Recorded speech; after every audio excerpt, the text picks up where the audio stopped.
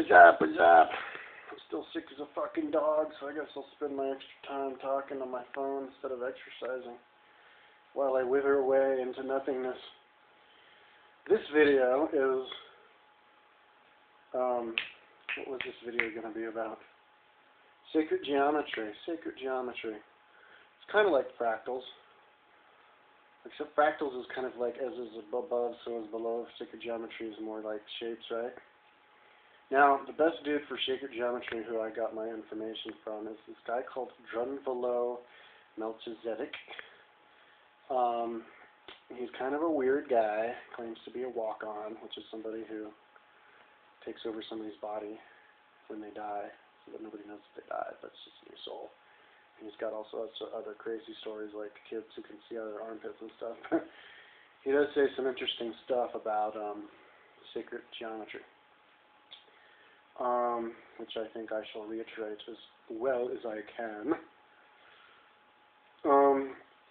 Now, what I remember, which isn't a whole lot for some reason because my head's so hot, but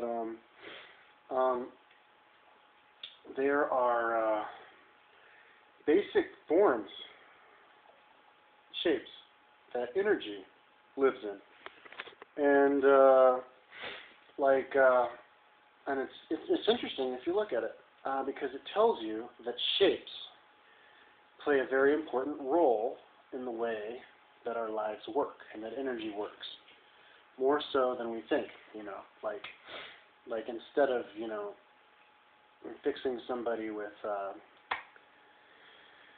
some kind of a chemical,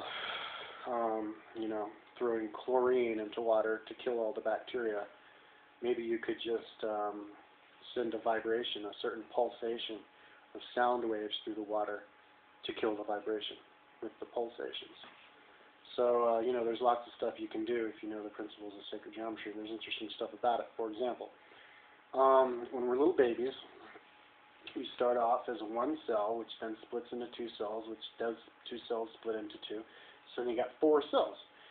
So if you have four circles next to each other, you have a square, circle around it. And that's the exact same shape if we are as an adult. Because if you take at least 100 people, the width of your arms is the same exact width as the height of your body, to 1/10,000th of an inch, which I guess has another meaning. So, anyways,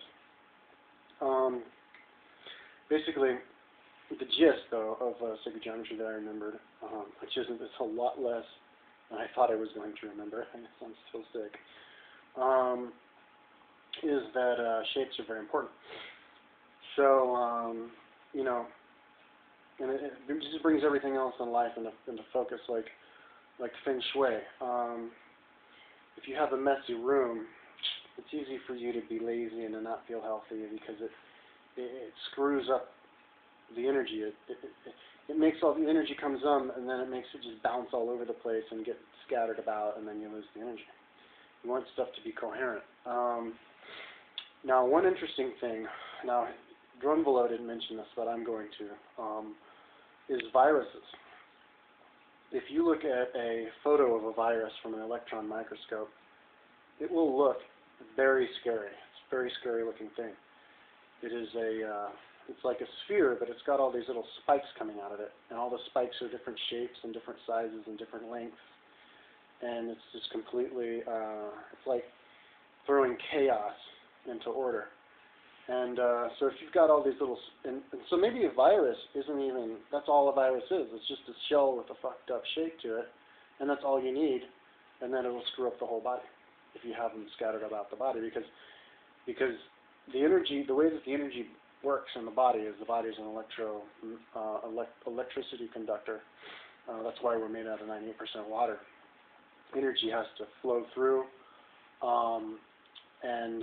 If you get stuff in the way, then the energy will get dissipated. It's kind of like trying to send electricity through a rusty wire or something. So basically, like there's this doctor called Emoto something or other who puts like angry music, screechy music into water, and then the water just gets jumbled and throws away. But if you go like soothing music in the water will make these beautiful stars and shapes. And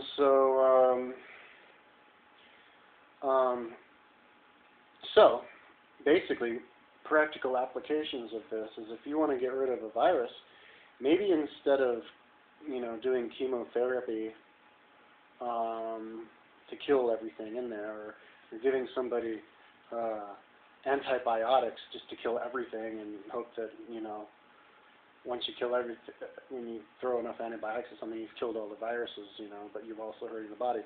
Well, instead of doing that, maybe just shoot sound waves of coherent sound waves in, so the energy goes in, and then breaks up the virus that way. I don't know if that made any sense. Maybe it didn't make any sense to me.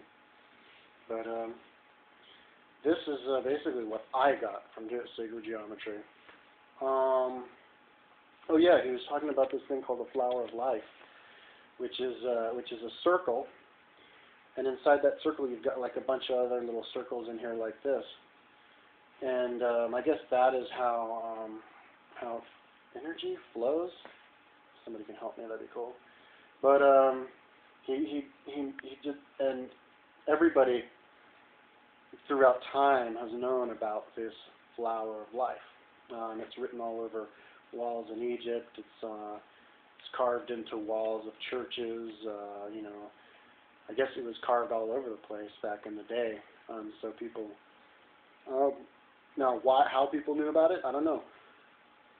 He never talked about that. I'm thinking maybe they got it in a dream and then they wrote about it, or I don't know. But anyways, he said that like the relationship between male and female is the female is the circles, the curve. Anything with a curve is female, and the male would be just the line from like the middle of each of these spheres to the middle of the next sphere, and then the angles. And so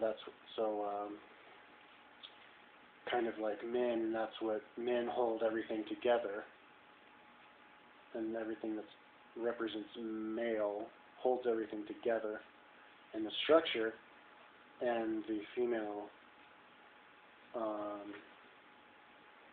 fills it in. So I guess if you would extrapolate that out into society, men hold the society together, and then the women actually make it a real thing, make it real, make it an actual